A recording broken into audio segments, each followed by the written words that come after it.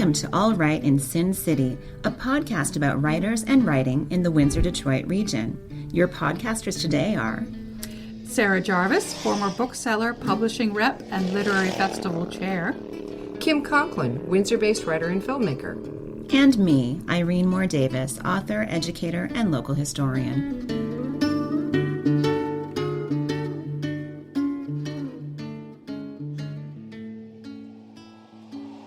Our featured guest today is Peter Hrastovec. Born and raised in Windsor, Ontario, Peter Hrastovec is the author of 3 books of poetry, In Lieu of Flowers, Sidelines, and There Will Be Fish. We covered There Will Be Fish on a podcast episode in May of 2022. Peter is the current Poet Laureate of Windsor, and he has contributed to several anthologies, most recently Where the Map Begins. Limbo Moon is his new chapbook. It was featured at Bookfest Windsor 2024 and published by Woodbridge Farm Books. Welcome back, Peter. Good morning, and thanks for having me again. Always enjoy these podcasts. Well, thank you. We're glad that you do. So, when we last talked, it was before you became the Poet Laureate of Windsor. What did you want to accomplish when you took the job on, and how's it been going so far? Well, it's been really a privilege to take on this role, and working with a lot of wonderful artists, not just poets and short story writers and novelists like yourself, Kim, of course, but to be able to communicate with visual artists and musicians and so on. So it's opened the doors for me in terms of access to some wonderful artists. I took the role on. Not because it's about me, but it's because about the we in the community, as I often say, all of us working together, and I'm hoping to use this opportunity just to engage other artists, especially younger people. It's as I get older and begin to fade, not too soon, I hope, but as I get older, I want to ensure that we make room for the younger people in our community, and that's what I'm trying to achieve, at least in my role in this position. Has there been a particular highlight for you and any particular challenges with this role of Poet Laureate of Windsor? I can't think of one particular highlight, except to say that it has given me an opportunity to go into more classrooms.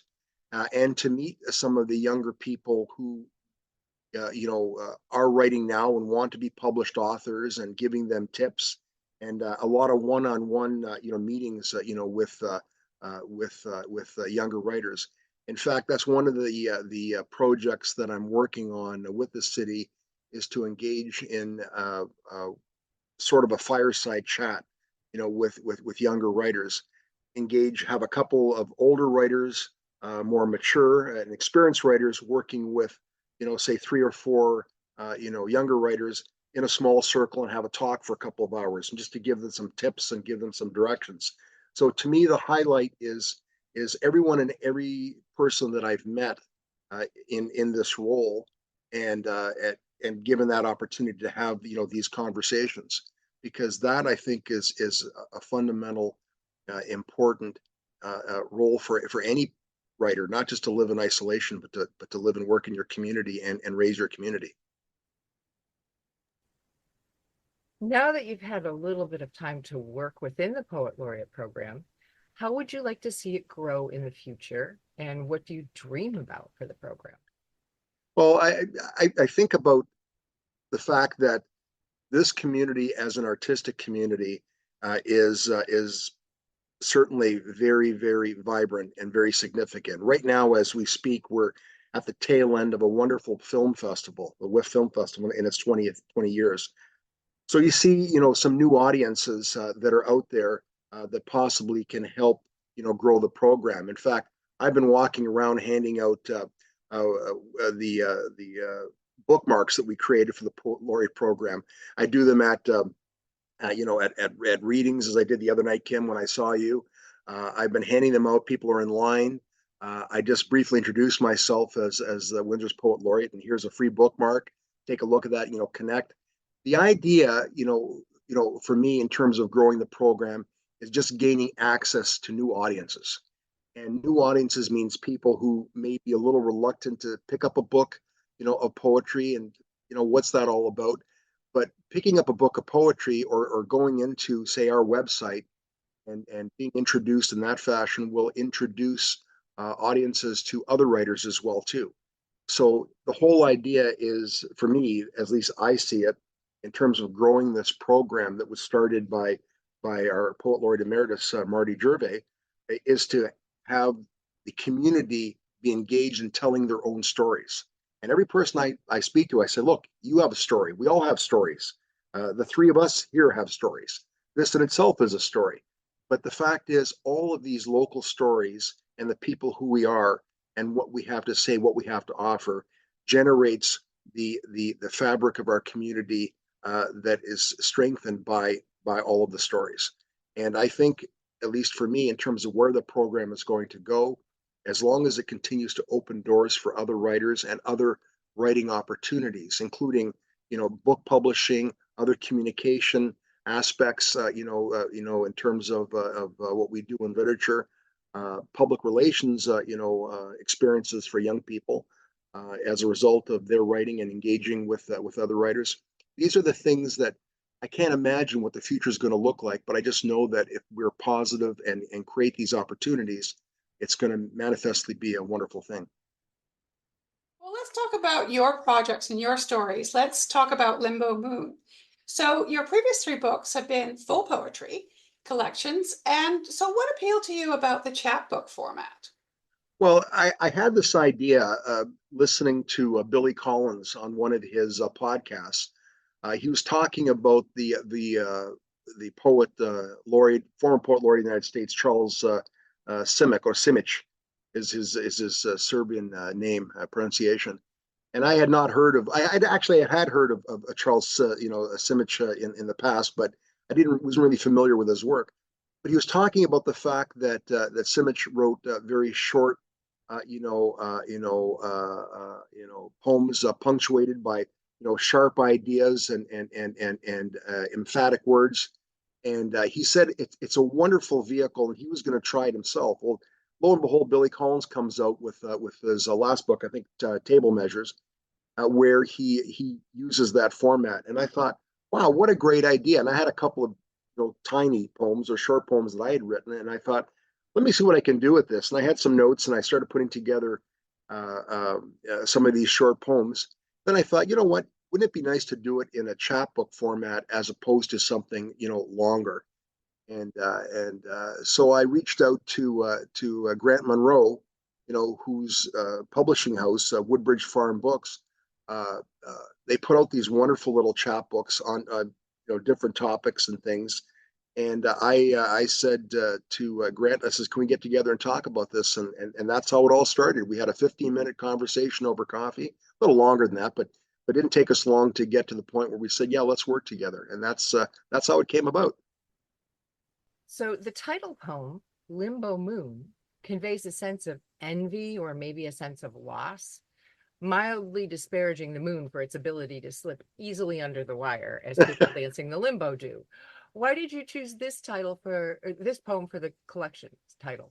Well, I have to say that the book didn't really have a title at first. I just working on it as just a simple project. But a wonderfully gifted young poet, Jovan Stefanov, was my editor for this book. And in looking at the collection, we started working together. He thought that was a wonderful title, for the book. So he suggested, why don't we use Limbo Moon? And for anyone, your many listeners, and I tell especially the younger people who are starting out, always get yourself a good editor. As much as you might think your work is really good, it's so much better when someone looks at it with a critical eye and starts red circling words and things, and what are you trying to say here, and just helps you, ease along into the process. So it was Jovan who came up with the idea that we should call this Limbo Moon, and I thank him for that, because it really resonates with me. The poem itself, somebody asked me once last week. They said, "Well, where'd you come up with the notion of writing this poem?" And I was walking out of Mackenzie Hall, and it was a fall evening, so there's a harvest moon, and I'm walking through the parking lot, going over to my car parked on the street, and I stopped and hesitated for a moment as I watched the moon do exactly what it was doing, between the hydro lines, and I chuckled to myself, and I go, Limbo. I said, Limbo Moon, and I said that might be a poem. And a couple of days later, I wrote it, and there you go. And that's how it all started. So we briefly mentioned Jovan Stefanov, and so you've worked with a number of different editors now. Yep. And so what's it like adapting to different editor styles? You talked about working with a new publisher with Grant, and Mm-hmm. is there a different aspect to that as well? How has that experience been for you? That's a great question. Thank you, Sarah.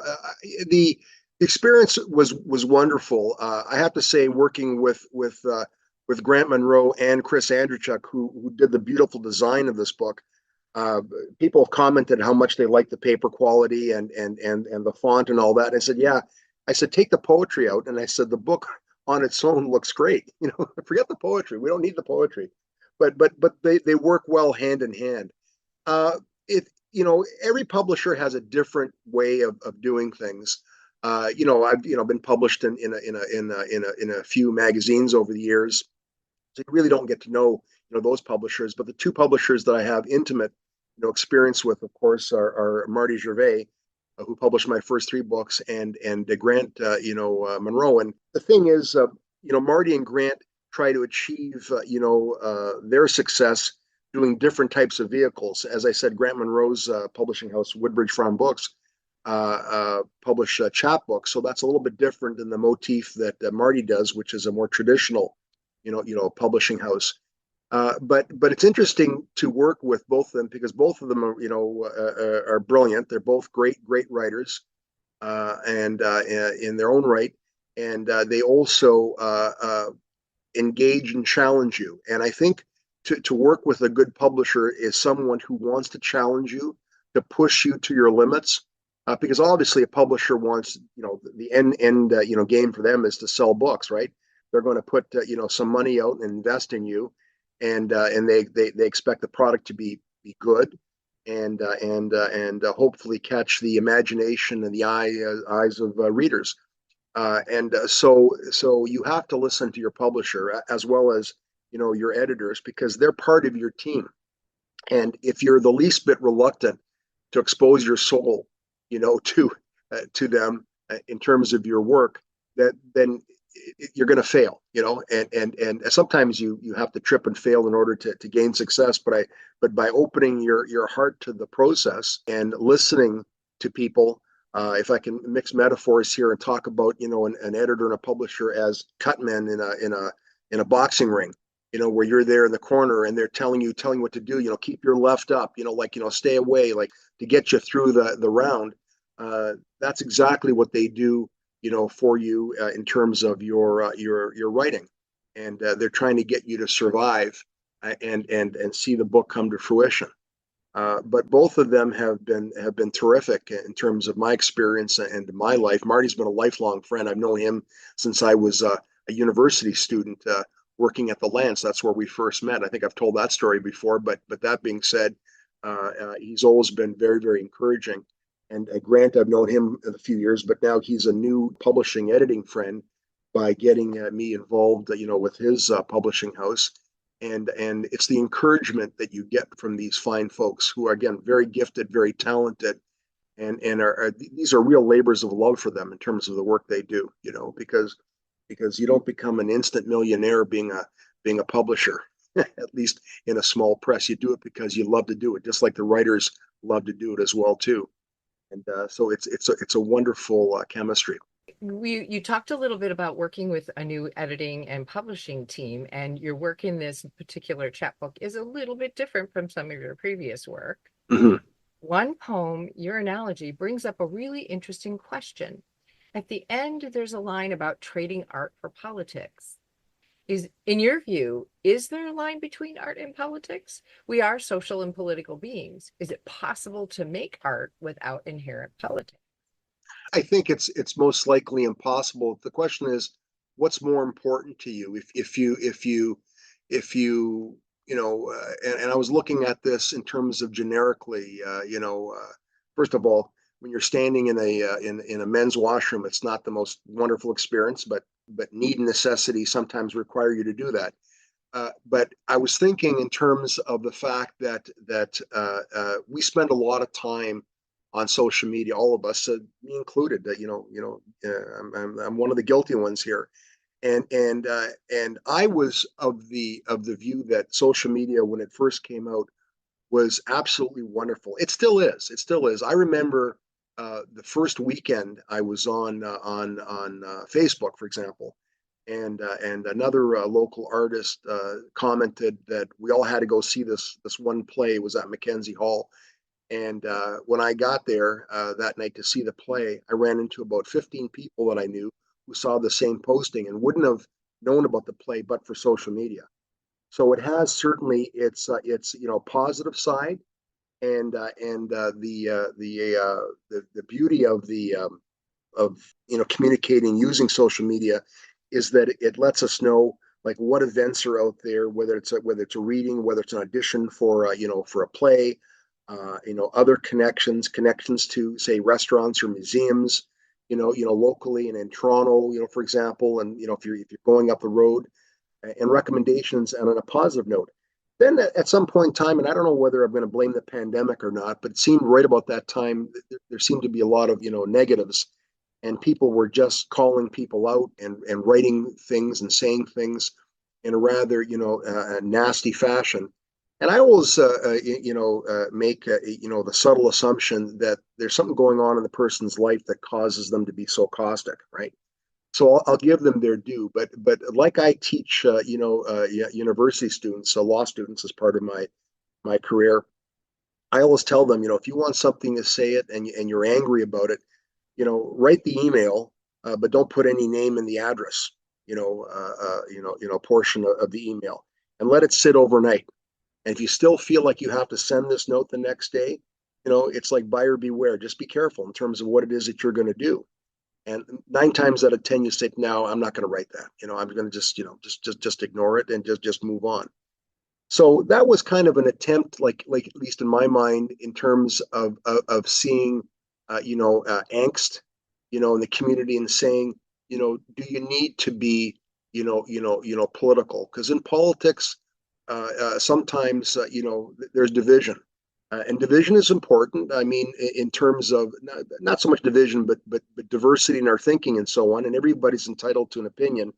But if we just hang on, to that political motif and don't open us up, or open ourselves up to further and better discourse, then we're going to live in isolation. And sometimes we're going to give up, the best elements of ourselves. Yeah, it's thank you for that. It's so important nowadays to really hold out for art. Mhm. Artists hold a culture and communications together more than we realize. And I think we realized that a little bit during the lockdown, didn't we? We just everybody turned to art. We Yeah. So this chapbook, how would you place it in your body of your poetic work? Wow, that's Is it different? Is it an extension? Is it, something new?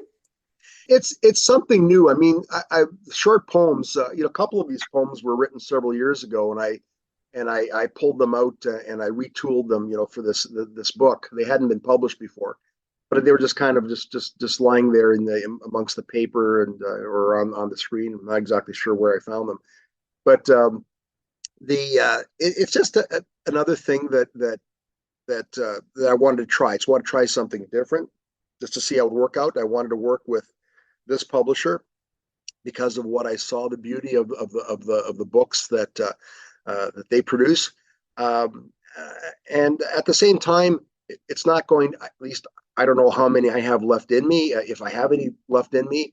I'm working on a larger manuscript right now. I'm also working on some short stories, a play, and I mean everybody has that supposed novel in them. Don't know if that's going to happen, but the short stories are happening right now.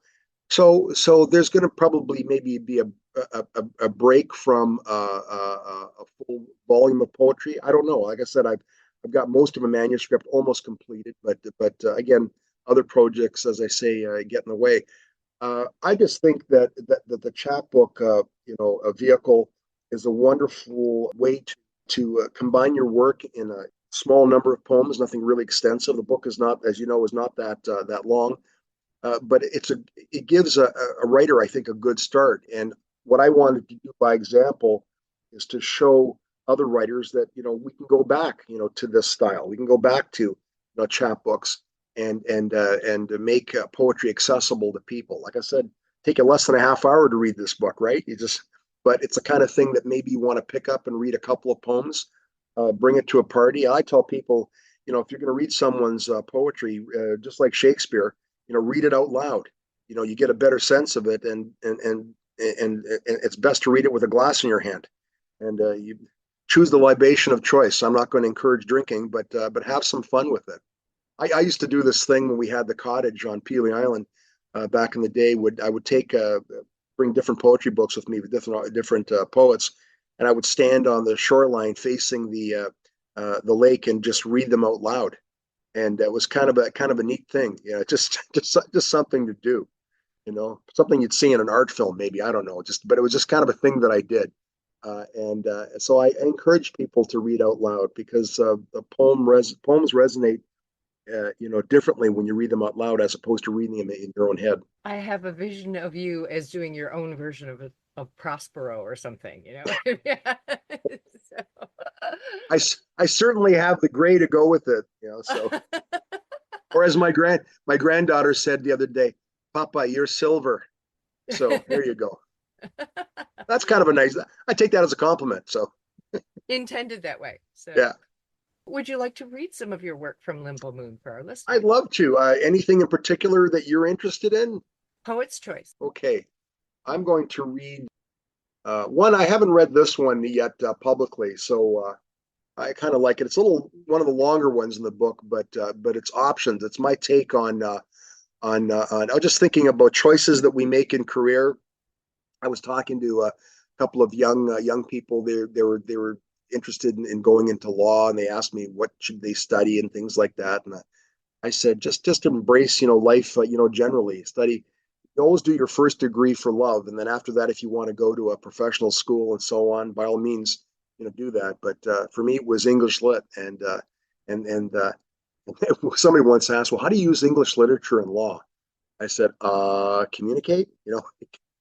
It's just one of those things. But so this poem kind of is arose out of discussions about the choices we make. It's called Options. Da Vinci was the son of a notary who elected not to follow in his father's footsteps, immersing himself in paint, canvas, dreams, embracing uncertainty over a regular paycheck. Had he traveled the road most taken, his belly would have been full, man and all things would have remained immeasurable, and the location in the Louvre reserved for a woman with an enduring smile would continue to be just space. The other day I got a call from Marianne Mulhern, who picked up my book, and she told me that she loved this poem. So I'm gonna, if she's watching, Marianne, all the best to you. I'm gonna read the poem "Timeless." A man stands on a corner, looks to check his watch, and sees his bare wrist. Recalling the phone in his hip pocket, he reaches for it, but pauses to look at the sun. So again, these are just like little thoughts, ideas that we, come up with in terms of the notions. And someone asked me, what inspires you? And I said, simple thoughts, the reflection of the sun on a car windshield as I see outside my window right now, what people say. And in fact, I'm going to read this one here because this one was inspired by Dorothy Mahoney, who taught me, another great poet in our community, who taught me a lot about Haibun with one of her books and the importance of this as a writing vehicle. And as you know, Haibun starts off with prose, and then you end up with a haiku. And it's a wonderful way to communicate and tell stories. So this is a true story based on an encounter I had. Not so much an encounter. I was standing behind two women on the street corner. I was going from point A to point B, and I heard this conversation. So I called this Sweet Stop. Standing at a pedestrian crosswalk, two women are overheard. The first one gushed, "I just can't wait for chocolate season." The other asked, "What's chocolate season?" Her friend replied, "Oh, it begins around Valentine's Day and ends just after Easter." The light changed. Your gift is sweetest, delivered from your pure heart, opened together. So, true story. Let me end the reading, if I can, with Limbo Moon. And I told you the story, and so here's the actual poem. Easy for you, no knees or vertebrae. Wave aside carousing clouds, slide smoothly beneath the hydro line in triumph. And the moon is triumphant. Always. Peter Hrastovec, thank you very much for joining us today. His new book is Limbo Moon, and it's published by Woodbridge Farm Books. Thank you very much. All the best, everybody. Thanks for joining us. Look for more episodes of All Right in Sin City wherever you listen to podcasts, or check out our website, allrightinsincity.com. For information and announcements of new podcasts, sign up to our email list or follow us on Facebook and Twitter.